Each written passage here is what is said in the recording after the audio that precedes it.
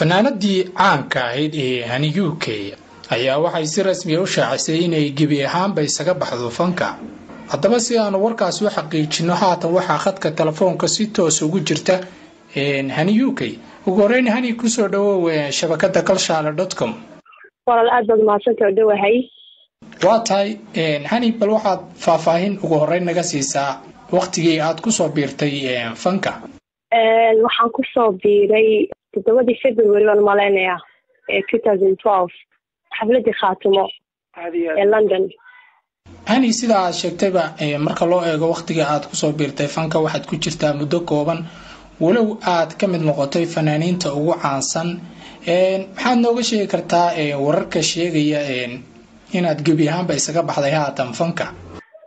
waa iska daayay waxaan rabaa inaan raaco jidkii ilaahay dartii baan u joojiyey fanka.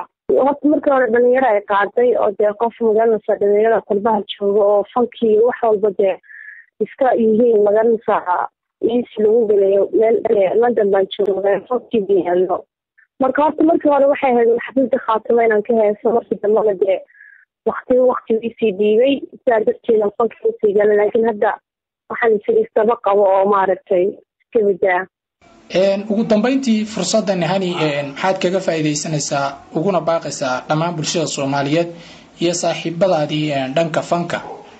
waxaan ka codsan lahaa shacabka Soomaaliyeed meel walba joogaan inaan heesahayga ayna dhegeysanin oo magaranaysa ilaahay dadkan isaga daayay. waxaan kaloo ka codsanayaa dadka fiidiyoyada soo geliya Hani UK fiidiyoyada inay ka saaraan.